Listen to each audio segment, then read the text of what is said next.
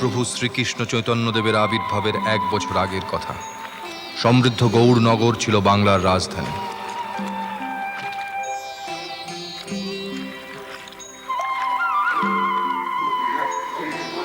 দূর দূরান্ত থেকে নানা জাতির মানুষ এসে ভিড় জমাতো গৌড়ে।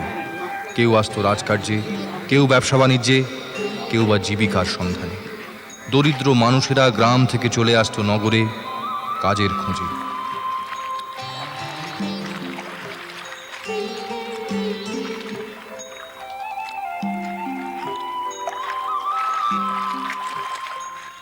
সেই সময় গৌড়ের মসনদে আসীন ছিলেন ইলিয়াস শাহী বংশের শেষ সুলতান জালালউদ্দিন ফতেহ শাহ।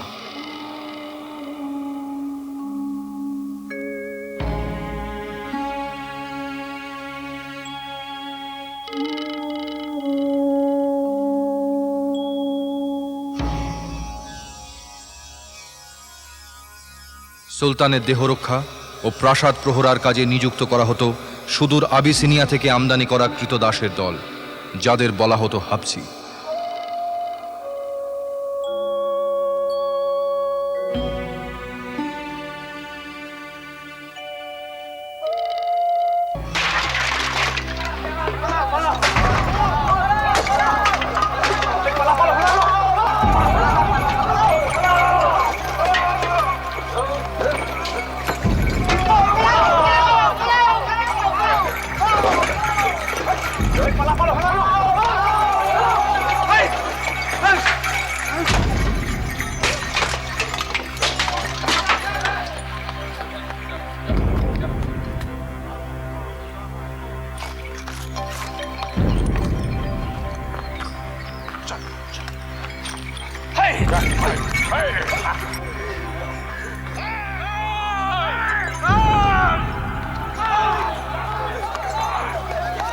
সুলতানের প্রশ্রয় পেয়ে ক্রমশ এরা হয়ে উঠেছিল ক্ষমতাশালী ও স্বেচ্ছাচারী।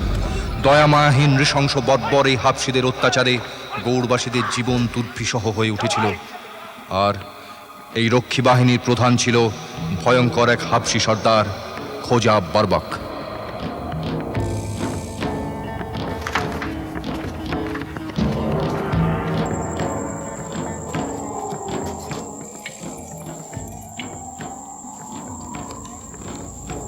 আমাকে ইত্তেলা দিয়েছেন সুলতান। হ্যাঁ, তোমাকে ডেকে পাঠিয়েছি। চারিদিক থেকে তোমার বিরুদ্ধে নানান অভিযোগ আসছে। মালিক, আমি বলতে চাইছি যে আপনার আমির উজিররা অনেকেই চান না যে আমরা আপনার চারপাশ ঘিরে থাকি। সেই জন্য তারা মিথ্যের ফিরিস্তি পেশ করেন, অসত্য অভিযোগ করেন আমাদের বিরুদ্ধে, যাতে আপনি আমাদের ওপর বিশ্বাস হারান, এই প্রাসাদ থেকে আমাদের বিতাড়িত করেন। আর তারা মালিক, তারা খোলা তরোয়াল নিয়ে আপনার ওপর ঝাঁপিয়ে পড়তে পারে। আলহামদুলিল্লাহ। তুমি কি বলতে চাও? গৌড়ে সুলতানের বিরুদ্ধে একটা চক্রান্ত হচ্ছে, যা সুলতান জানেন না? ঠিক তাই। কারাই চক্রান্তের সামিল? খুব সাবধান বরাবর। যাদের কথা বলবে তাদের বিরুদ্ধে এই অভিযোগ কিন্তু প্রমাণ করতে হবে। জানি মালিক, সেই জন্য এই মুহূর্তে আমি কারো নাম বলছি না। আরো কিছুদিন সময় চাই, তারপর আমার অভিযোগের প্রমাণ আমি পেশ করব। কিন্তু একটা কথা, তোমরা তো কৃতদাস। তোমাদের কেনা হয়েছিল প্রাসাদ রক্ষার জন্য, সুলতানের দেহ রক্ষার প্রয়োজনে। তোমাদের কাজ প্রাসাদের ভেতরে, বাইরে নয়। গুস্তাকি মাফ হোক হযরত। বাইরে না গেলে বুঝবো কি করে হামলা কোন দিক থেকে আসবে? সেটা বোঝার জন্যে গৌড়ে একজন অধিকারী আছে, কোতোয়াল আছে। তাদের অধীনে একদল খুফিয়া আছে, যাদের কাজ সবসময় গোপনে সন্ধান নেওয়া। তারা কি এতই অপদার্থ যে গৌড়ে আমার বিরুদ্ধে চক্রান্ত হচ্ছে, অথচ তারা কোনো খোঁজ খবর রাখছে না? হুজুর মালিক, ওরা আপনার নিমাকের নৌকার তনখার বিনিময়ে, বেতনের বিনিময়ে আপনার কাছে কাজ করে। আপনার খুন ঝরলে ওদের কি মালিক? আপনার পরে যে সুলতান এই তাখতে বসবে তাকে ওরা সালাম করবে। কিন্তু মালিক, আমরা আপনার কৃতদাস, কেনা গোলাম। আপনার খুন ঝরলে আমাদেরও খুন ঝরে মালিক। আপনার উপর যারা হামলা করে তারা আমাদের করে রেহাই দেয় না।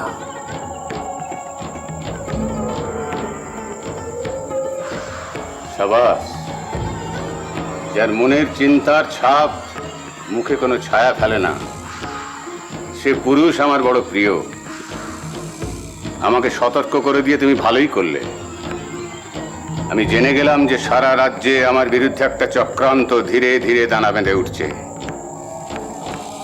অধিকারী নয়, কোতোয়াল নয়, তোমরাও নয়। সেই চক্রান্তের খবর নেব আমি নিজে। সুলতান, হ্যাঁ, আর সেই অজুহাতে প্রাসাদের বাইরে গিয়ে তোমরা অত্যাচার চালাবে, সেটা আমি কোনোই বরদাস্ত করব না। প্রভাকর মিশ্রের মতো শান্তিপ্রিয় নির্বিরোধী মানুষও তোমাদের বিরুদ্ধে অভিযোগ জানিয়ে গেছেন। এর অর্থ বোঝো? শুধু গৌড় নয়, সারা রাজ্যে হিন্দু প্রজাদের উপরে কি প্রভাব পড়ছে সেটা বোঝো। সুলতান, আমরা তোমার লোকের আশ্রমের উপরে চোরাগোপ্তা হামলা চালাচ্ছে, পঠন পাঠন ধর্মানুষ্ঠানে বিঘ্ন ঘটাচ্ছে। এটা আমি বরদাস্ত করতে পারি না। তোমাকে আমি সাবধান করে দিচ্ছি, সংযত হও। জালালউদ্দিন শাহ মরবে, কিন্তু অত্যাচারী সুলতান হিসেবে সে বেঁচে থাকবে না। তুমি যেতে পারো।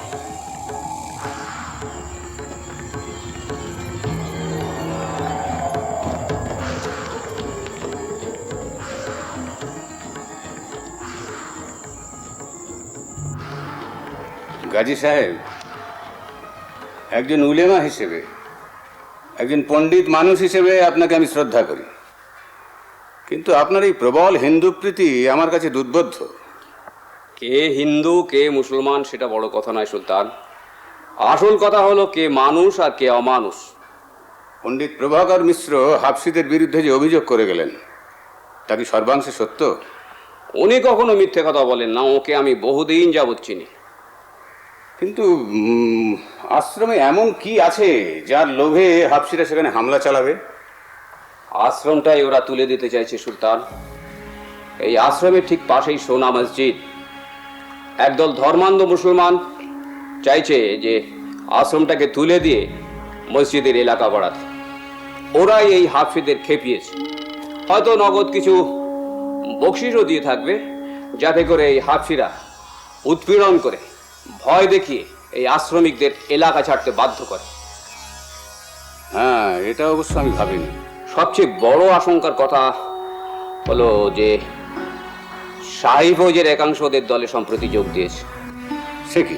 হ্যাঁ, আপনার কথা ভেবে, সালতানেতের স্বার্থের কথা ভেবে আমি বিশেষভাবে চিন্তিত। অবিলম্বে যদি এই স্বেচ্ছাচারীদের লাগাম টেনে না ধরা যায়, তাহলে দেশে একটা ভয়ঙ্কর বিদ্রোহ অনিবার্য। আপনি ঠিকই বলেছেন গাজী সাহেব। সময় মতো বর্ষা না এলে গ্রীষ্মের গরম আরো বেড়েই যায়। আমি নগরের অধিকারী আর কোতোয়ালকে ডেকে পাঠাবো। এই পরিস্থিতির কৈফিয়ত তাদের দিতে হবে। শাসন ভাঙার দুঃসাহস যাদের হয়, তারা এখনো কয়েদখানার বাইরে থাকে কি করে? ধন্যবাদ, অনেক ধন্যবাদ সুলতান। খোদা আপনার মঙ্গল করবেন। একটা প্রশ্ন গাজী সাহেব, আপনি মুসলমান হয়েও হিন্দুদের প্রতি এত উদার কেন? লোকে বলে আপনি যত না মুসলমান তার চেয়ে অনেক বেশি হিন্দু। লোকে বলে না আপনি বলেন সুলতান? আমি বলি না গাজী সাহেব, আমি ভাবি হিন্দুদের ব্যাপারে আপনি যতখানি উদার, পণ্ডিত প্রভাকর মিশ্র মুসলমানদের প্রতি কি ততখানি উদার?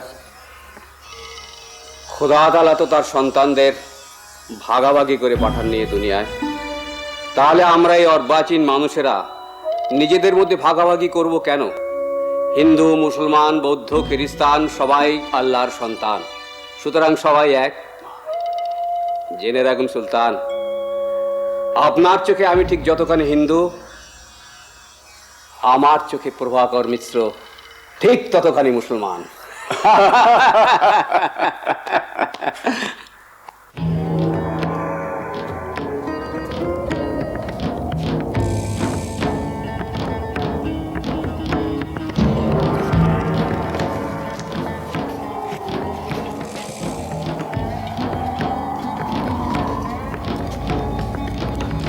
সুলতানের সঙ্গে কি কথা হলো সর্দার? একই কথা, আমার লোকেরা অত্যাচার করেছে। আপনি কি বললেন? একই কথা, আমাদের নামে মিথ্যে অভিযোগ করেছে তার বাড়ি আমিররা। সুলতান সে কথা বিশ্বাস করলেন? মনে হয় না। এবারে অভিযোগ করেছে চতুষ্পাঠীর পণ্ডিত প্রভাকর মিশ্র? তাহলে আমি ঠিকই খবর পেয়েছি। কি খবর? প্রভাকর মিশ্রকে সঙ্গে করে আজ বিকেলে সুলতানের সঙ্গে দেখা করেছেন মখদুমশা গাজী। ঠিক তাই, কাফের গাজীও ছিল সুলতানের সঙ্গে। মাঝে মাঝে মনে হয় লোকটা মুসলমান নয়, হিন্দু। নাহলে হিন্দুদের জন্য ওরা এত মাথা ব্যথা কেন? যে কোনো মুহূর্তে আশঙ্কা করছি আক্রমণের। ওই বর্বর হাফসিদের দল যে কোনো সময় চলে আসতে পারে বিতোষক। কেন, নতুন কি কিছু ঘটেছে? হ্যাঁ, ধর্মনিষ্ঠ মহান মানুষ মখদুম শাহ গাজীর অনুরোধে আজ অপরাহ্নে আমি সুলতানের সঙ্গে সাক্ষাৎ করতে গিয়েছিলাম। সাক্ষাৎকারের সময় আমি ওই বর্বর হাফসিদের অত্যাচারের কথা জানিয়েছি। অবশ্য সাক্ষাৎকারটা খুবই গোপনে হয়েছে। তবু ওদের কাছে সেটা কখনোই গোপন থাকবে না। হ্যাঁ, আমারও তাই মনে হয় বিতোষক। তাই আশঙ্কা করছি আমার ওই চতুষ্পাঠী, আমার ওই আশ্রম যে কোনো মুহূর্তে আক্রান্ত হতে পারে। কিন্তু তার জন্য আমি বিন্দুমাত্র চিন্তিত নই বিতোষক। আমার চিন্তা শুধু ওই পুঁথিগুলোকে নিয়ে। আমার ওই আশ্রম ধ্বংস হয়ে যাবে, ওই মহামূল্যবান সম্পদ যা নাকি আমার প্রাণের চেয়েও প্রিয় জ্ঞানে এতদিন আমি সংরক্ষণ করে এসেছি, তা ধ্বংস হতে দিতে পারি আমি? মানুষের সমাজ, সভ্যতা, সংস্কৃতি, এর এত বড় আমি ক্ষতি হতে দিতে পারি বিতোষক? গুরুদেব, সুতরাং সুতরাং ওগুলোকে নিরাপদ স্থানে পৌঁছে দিতে হবে, এমন এক স্থানে যেখানে নাকি ওই বর্বর হাফসিদের হাত গিয়ে পৌঁছবে না। আচার্য অদ্বৈত দেবের কাছে? হ্যাঁ শান্তিপুরে? হ্যাঁ, ঠিক তাই। অদ্বৈতাচার্যই পারবেন ওগুলোকে নিরাপদে রেখে দিতে। বিতোষক, বিতোষক, আমি তোমাকে শান্তিপুরে পাঠাচ্ছিলাম ওই পত্রখানি দিয়ে। এই পত্রখানি শুধু যে গুরুত্বপূর্ণ তাই নয়, এটাকেও যেমন তোমার নিয়ে যেতে হবে, সঙ্গে ওই মহামূল্যবান সম্পদগুলো। আপনি নিশ্চিন্ত থাকুন গুরুদেব, আপনার এই পত্র আর ওই সম্পদ আমি আচার্য দেবের কাছে পৌঁছে দিয়ে আসবই। তোমার উপর আমার পূর্ণ আস্থা আছে বিতোষক। কাল প্রত্যুষে তুমি নৌকা যুগে রওনা হবে। আশ্রমের ঘাটে অপেক্ষা করবে তোমার জন্য সেই বহিত্র। মাঝিদেরকে সব বুঝিয়ে বলে দেওয়া আছে। তোমার যাবতীয় জিনিস সংগ্রহ করে রাখবে ওরাই, তোমার চিন্তার কোনো কারণ নেই। তুমি শান্তিপুরে গিয়ে অদ্বৈতাচার্যের সঙ্গে দেখা করবে, এই পত্রখানি দেবে, সঙ্গে ওই মহামূল্যবান পুঁথিগুলোও দেবে। ওগুলি কি আমি এখনই নিয়ে যাব? বিতোষক, তোমার গৃহ তো খুব নিকটে নয়। তুমি পুঁথিগুলো আজ তোমার গৃহে নিয়ে যাবে, আবার আগামীকালও সেই পুঁথিগুলো ফেরত নিয়ে আসবে। তাছাড়া গৌড়ের পথঘাটও তো আজকাল তেমন নিরাপদ নয়, তাই আমার মনে হয় পুঁথিগুলো এখানেই থাকুক। আমি নিজেই না হয় কালকে তোমাকে পৌঁছে দিয়ে আসবো। তাই হবে গুরুদেব। গুরুদেব, এবার তাহলে আমি এসো। ও নারায়ণ নমঃ। বিতোষক, তোমার যাত্রাপথ শুভ হোক। বিঘ্ননাশন ভগবান নারায়ণ তোমার সহায় হন। বিতোষক, গুরুদেব, অদ্বৈতাচার্যকে এই পত্রখানি দিয়ে বলবে, শুধু ব্যক্তির স্বার্থে নয়, ইতিহাসের স্বার্থে, ভবিষ্যৎ প্রজন্মের স্বার্থে এই রত্নাকর পুঁথিগুলোকে যেন উনি ঠিক মতো সংরক্ষণ করেন। তোমার যাত্রাপথ শুভ হোক বিতোষক।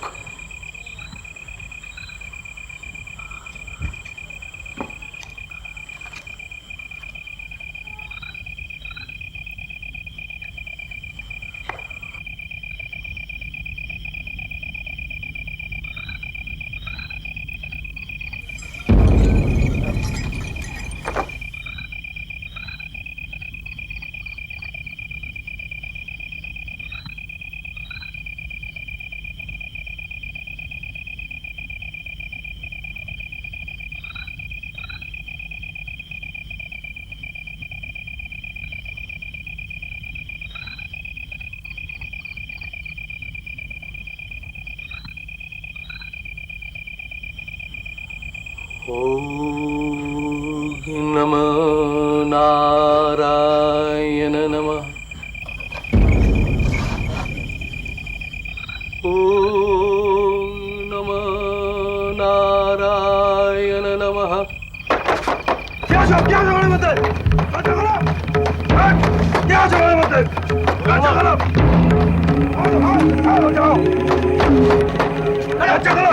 কে তোমরা?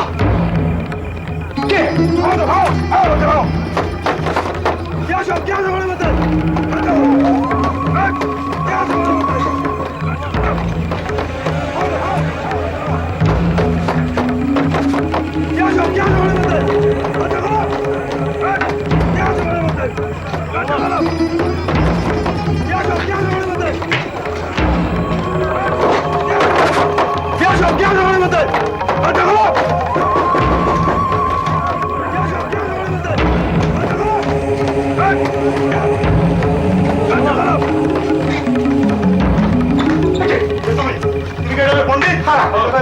আমার নাম প্রভাকর মিশ্র, এটা আমার চতুষ্পাটিয়ার আশ্রম। কোন সাহসে তোমরা এখানকে শান্তি ভঙ্গ করছো? কারা তোমরা? আমরা চাইবো জানলাম সুলতানের উপর আমাদের হুকুম দিয়েছেন এই আশ্রম থেকে উড়িয়ে দাও। কে হুকুম করেছে? সুলতান? কে করছো তোমরা? তুমি কি করছো? আরে পুঁথি, পাণ্ডুলিপি, এগুলো কোনো কাজে লাগবে না, কোনো কাজে লাগবে না। আরে বাবা, আমার সম্পদ পুড়িয়ে ফেলো না। তোমরা নামো, তোমরা থেমে যাও। আরে বসো, তারা থেমে যাবে।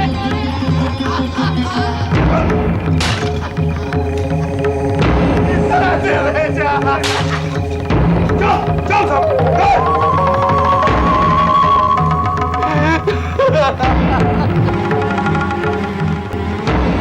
আরে বারবার বিপদ পড়তা, তোরা জানিস না তোরা কি ধ্বংস করবি। একটা চোখ, মানুষের চেতনা আর সৃষ্টির একটা মহান চোখ তোরা পুড়িয়ে ছাই করে দিলে।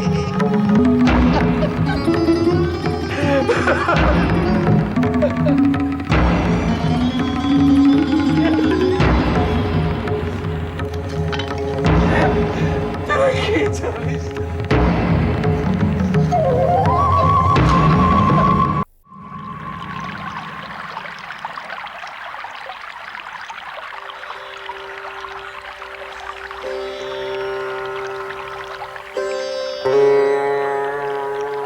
প্রত্যুষে গিয়ে দেখি আশ্রম ওরা ভেঙে দিয়ে গেছে। গুরুদেবের ঘর পুরো ছাই। সে কি? তা সেই মহামূল্য পাণ্ডুলিপিগুলি?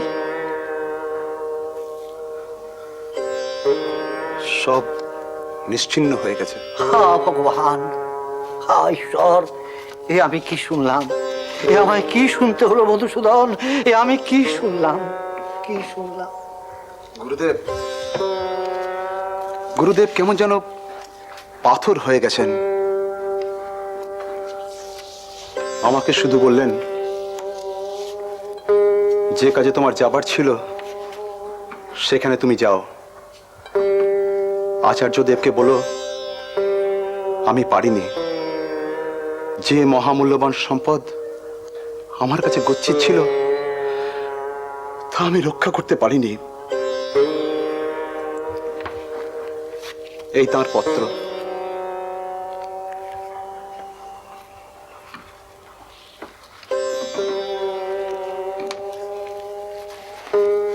যুগে যুগে জ্ঞান, বিজ্ঞান, ধর্ম, সংস্কৃতি, শিল্পের উপর হিংস্র বর্বরদের আক্রমণ এইভাবেই ঘনিয়ে আসে, এইভাবেই ঘনিয়ে আসে আক্রমণ। প্রভু, হে মধুসূদন, হে সর্বপাপহারী, হে সর্বপাপহারী কাংসারী, তুমি এসো। ঘোর কলির আক্রমণে ধর্ম, সমাজ, সংস্কৃতি সব আজ বিপন্ন প্রভু, সব আজ বিপন্ন। তুমি আবির্ভূত হও প্রভু, তুমি আবির্ভূত হও। তুমি এসো প্রভু, তুমি এসো প্রভু, তুমি এসো।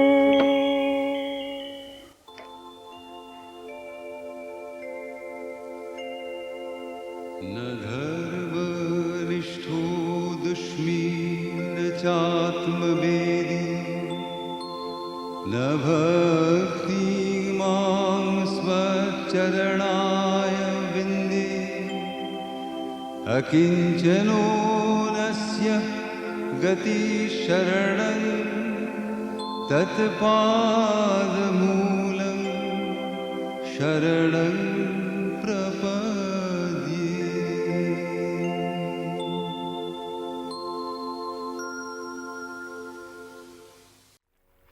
ॐ जवकुसुम सङ्काशं काश्यपेयं महाद्युतिं धन्तारिं सर्वपापघ्न प्रणतोऽस्मि दिवाकरम्।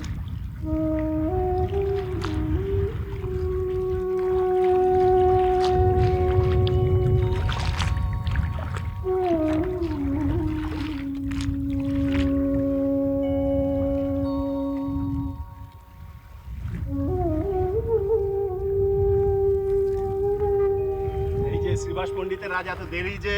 আর বলো না ভাই, তিন্নির শরীরটা ভালো নয়, তাই ওই গো সেবা করে আসতে গিয়ে আমার একটু দেরি হয়ে গেল। ও তা কি হয়েছে তা? না এমন কিছু নয়, ওই শ্লেষাজনিত অসুস্থতা আর কি। আচ্ছা আচ্ছা জগন্নাথ পণ্ডিত, তুমি ওই গৌড়ের কোনো খবর রাখো? কালকে আমি শান্তিপুরে গিয়েছিলাম, ওখানে আচার্য অদ্বৈতাচার্যের সঙ্গে দেখা হয়। তা ওনার মুখে শুনলাম ওখানের অবস্থা মোটেই ভালো নয়। হ্যাঁ, দেখো না, রাজা প্রজা শাসনের নিমিত্ত নিজেই নিজের সমস্যার সৃষ্টি করছেন। আর সেই জন্যই তো এই বিদ্যাতীর্থ নবদ্বীপেও কত অঘটন ঘটতে শুরু করেছে।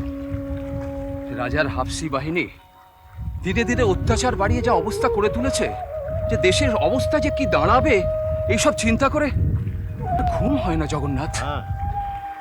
হ্যাঁ, সে কথা তো ঠিকই। কোনো সুস্থ স্বাভাবিক লোকেরই রাতে ঘুম হওয়ার কথা নয়, কিন্তু আমরা কি করতে পারি বলো? আমরা তো এই নবদ্বীপে শুধুমাত্র পঠন পাঠন আর এই সমাজ সংসার নিয়েই ব্যস্ত হয়ে পড়ে আছি। সারা দেশের কতটুকু খবর আমরা রাখি, আর আমাদের ক্ষমতাই বা কতটুকু? কিচ্ছু পারি না আমরা। শ্রীবাস পণ্ডিত, ঈশ্বরকে ডাকো, যা ব্যবস্থা করার তিনি নিশ্চয়ই করবেন। আসি কেমন?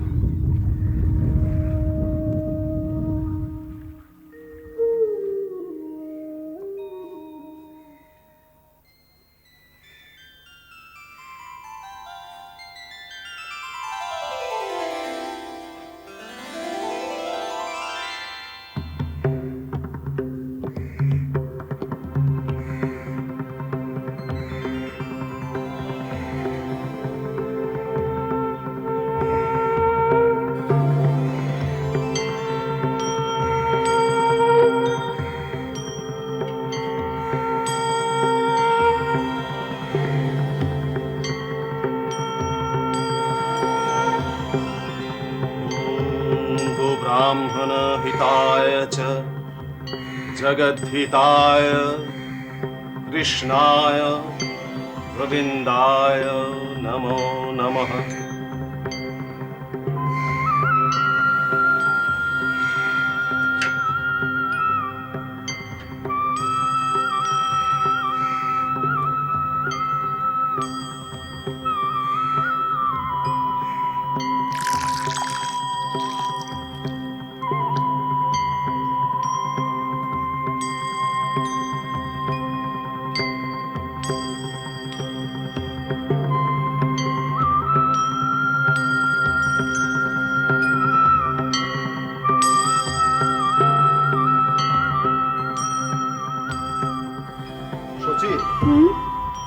ওই আচার্যের টোল থেকে বিশ্বরূপ ফিরলে তাকে বাড়িতেই থাকতে বলো, কেমন? আমি বললি শুনবি? তাকে এখন শাস্ত্রপাঠে নেশায় তাড়িয়ে নিয়ে বেড়াচ্ছি। পথে ঘাটে নদীর ধারে সবখানে তার এখন একটাই, শাস্ত্র নিয়ে আলোচনা। তা এমন সন্তান কজনের ভাগ্যে জোটে বলো? হ্যাঁ, এই অল্প বয়সেই সে একেবারে শাস্ত্রে পারদর্শী হয়ে উঠতে চায়। আর তার যা মেধা, আমার বিশ্বাস সে পারবেও। যাক, যে কথা বলছিলাম, দিনকাল তো ভালো নয়। আমি বাড়ির বাইরে গেলে তোমায় ঘরে একা থাকতে হয়, আমার বড় চিন্তা হয়, বুঝলে? কথাটা যখন উঠলো, একটা কথা জিজ্ঞেস করব? বলো, কি কথা? আচ্ছা, এই যে আকাল, এই যে দুঃসময়, এর কি শেষ নেই? কেমন রাজা, রাজার রাজত্বে মানুষ নিজের ঘরে নিজের সন্তান সন্ততি নিয়ে নিশ্চিন্তে থাকতে পারবে না। চুরি, ডাকাতি, নরহত্যা, ধর্মবিদ্বেষ, এ তো নিত্যকার ঘটনা হয়ে দাঁড়িয়েছে। মানুষ নিজের স্বার্থে চিন্তামগ্ন। আচ্ছা, এসবের কি শেষ নেই? সচি, এ গৌড়ে এখন কে রাজা তাই তো বোঝা মুশকিল। রাজার দোষে রাজ্য নষ্ট, বুঝলে? রাজার দোষেই রাজ্য নষ্ট। এই গৌড়ের সুলতানেরা এখন ওই হাবশি কৃতদাসদের একেবারে প্রশ্রয় দিয়ে মাথায় তুলেছে। হ্যাঁ, আর কৃতদাসরা তো বেপরোয়া। তারা দেশটাকে একবার তছনছ করে ছাড়ছে। কি করবে বলো? কিচ্ছু করার নেই, কিচ্ছু করার নেই।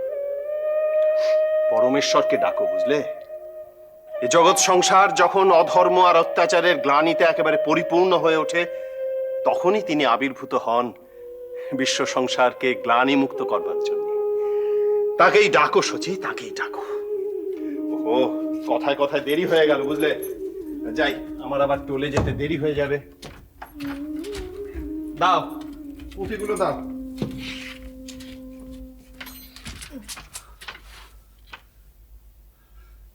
আমি আসি।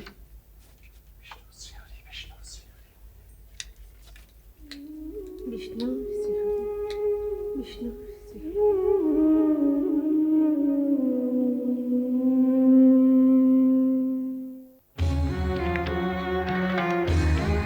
কল্যাণ, তোমাদের সব কুশল তো?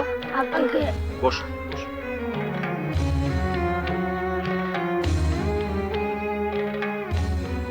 আজ তোমাদের আমি উপনিষদ সম্পর্কে বলব।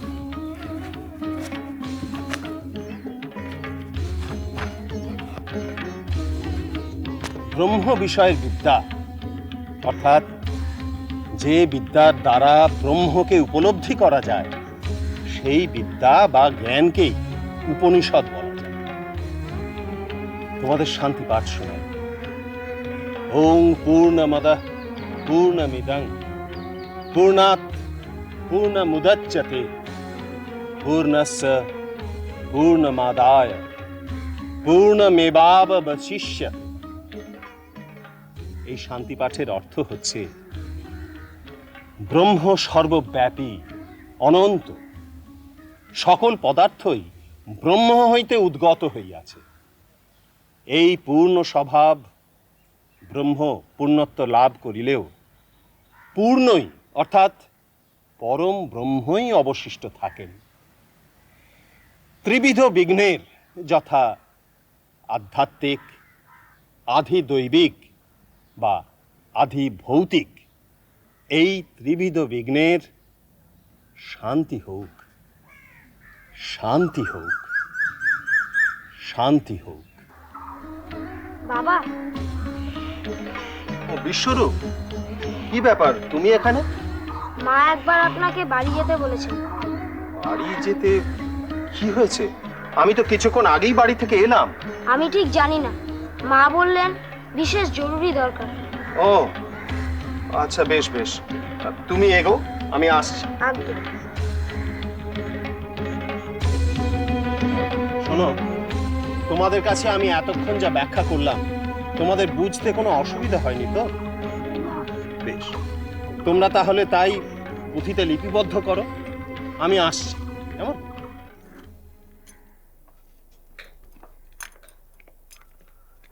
কি ব্যাপার, হঠাৎ আমাকে টোল থেকে ডেকে পাঠালে?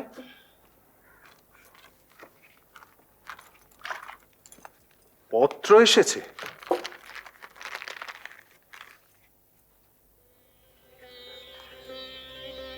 শ্রীহট্ট থেকে বাবার পত্র, বিশ্বরূপকে দেখতে চেয়েছেন।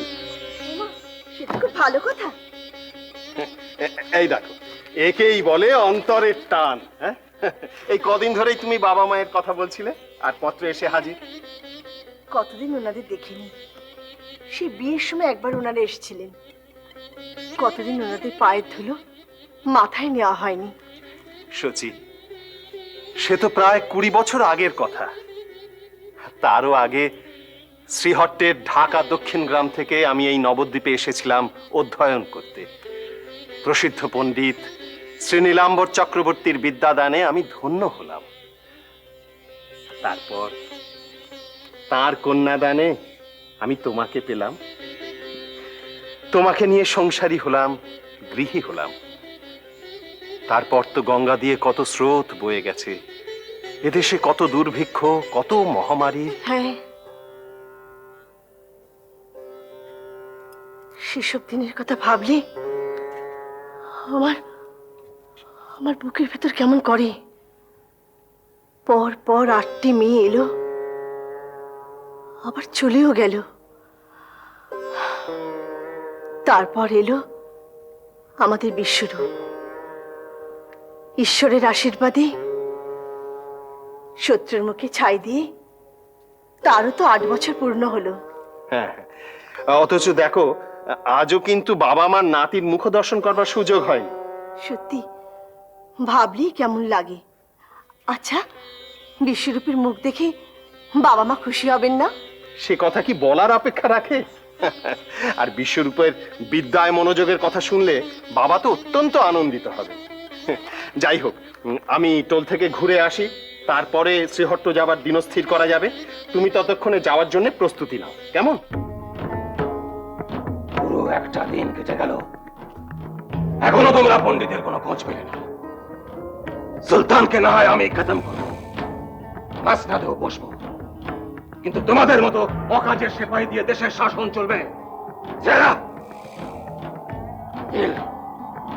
তুমিও পারলে না প্রভাকর মিশ্রকে খুঁজে বার করতে? এই গৌড় নগরে লক্ষাধিক লোক রোজ আসে যায়, সেই ভিড়ে কোথায় লুকিয়ে গেছে বলা মুশকিল। তবে আমাদের লোকরাও হুঁশিয়ার আছে। মিথ্যে কথা, বাজে কথা, হুঁশিয়ার নেই। সুলতানের যেসব সেপাইরা পণ্ডিতের চতুষ্পাটিতে আগুন লাগিয়েছিল, সব জনের শেষ না হওয়া পর্যন্ত তারা অপেক্ষা করলো না কেন? আগে তাদের উপরে ভাঙচুর আর আগুন লাগাবার আদেশ ছিল, জানে মারবার কোনো কথা ছিল না।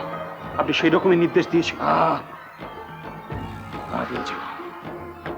দিয়েছিলাম, কিন্তু পরে পরে আমার মনে হয়েছে যে পণ্ডিতের বেঁচে থাকাটা আমাদের পক্ষে বিপজ্জনক। গৌড়ের চারদিকে ওর ছাত্ররা রয়েছে, তাদের মধ্যে অনেক অধিকারী রয়েছে। পাণ্ডু আর রাজা একসময় ওর ছাত্র ছিলেন।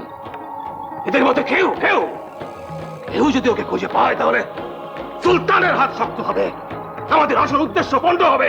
পণ্ডিত যদি বেঁচে থাকে, আরে গৌড়েই থাকে, তাহলে সে নিশ্চয়ই একবার সবার আগে সুলতানের কাছে সাহায্য চাইবে। না, চাইবে না, চাইবে না, কারণ সে জানে সুলতানের কাছে আশ্রয় চাওয়া মানে আমার কাছে আশ্রয় চাওয়া। পণ্ডিত আর যাই হোক, মাথায় বুদ্ধি রাখে।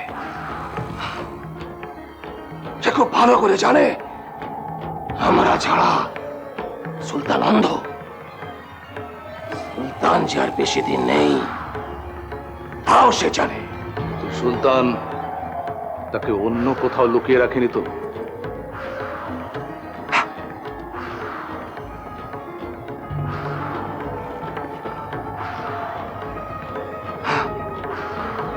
হতে পারে, হতে পারে, অসম্ভব নয়।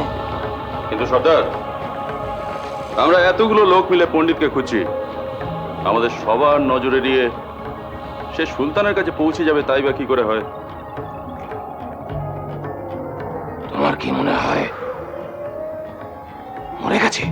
হ্যাঁ সর্দার, আমাদের নজর এড়িয়ে যেখানে একটা পাখিও ডাকে না, সেখানে প্রভাকর মিশ্রের মতো একটা লোক গায়েব হয়ে যাবে। কিন্তু কিন্তু যদি নগরের মধ্যে না থাকে, বাইরে বাইরে কোথাও থাকে, তার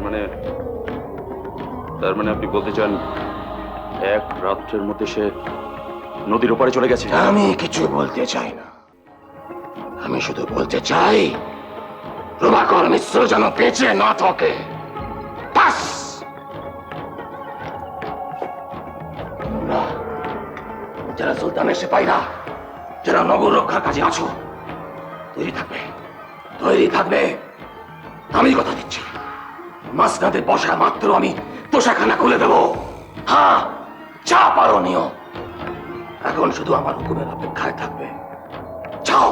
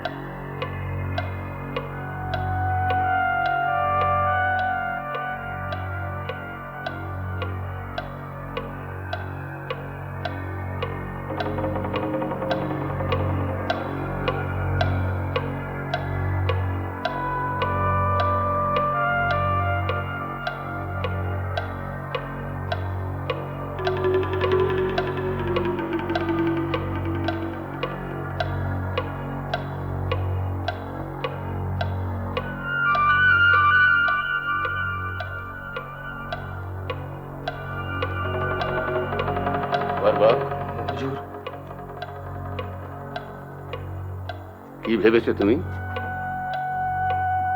জালালউদ্দিন ফতেহ শাহ কি ঘাসে মুখ দিয়ে চলে? কেন হুজুর? আমি কি অপরাধ করেছি হুজুর? মাটির নিচে গুপ্ত গৃহে এই অনুচরদের নিয়ে সারাদিন তুমি কি করো সেটা আমি আন্দাজ করতে পারি। তুমি কি মনে করো এই গুপ্ত গৃহের সন্ধান আমি জানি না? বরবক, এই রাজপ্রাসাদ আমার তালুর মতো, এর প্রতিটি অলি গলির সঙ্গে আমার পরিচয় বহুদিনের। আপনি আমাকে ভুল বুঝছেন হুজুর, বরাবর ভুল বুঝছেন, বরাবর।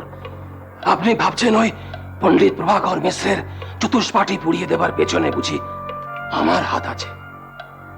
না হুজুর, না, বিশ্বাস করুন, এ কাজ আপনার সিপাহীদের। হ্যাঁ হুজুর, তাদের মধ্যে কয়েকজনের বিশেষ রাগ আছে ওই পণ্ডিতের উপর, তাই তারা এই কাজ করেছে। আমি নিশ্চয়ই তাদের ধরে আপনার কাছে নিয়ে আসবো হুজুর, নিশ্চয়ই নিয়ে আসবো। আপনি তাদের শাস্তি দেবেন, কিন্তু আল্লাহর দোহাই হুজুর, আমাকে বিশ্বাস করুন।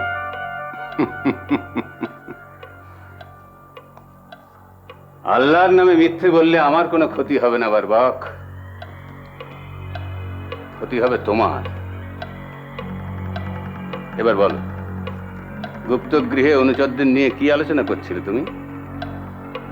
আপনার সিপাহীরা পণ্ডিতের টোল পুড়িয়ে ভালো কাজ করেনি হুজুর। শুধু হিন্দুরা নয়, অনেক মুসলমানও এ কাজে নিন্দা করেছেন। আমার ভয় হচ্ছে হুজুর, আপনার বিরুদ্ধে কোনো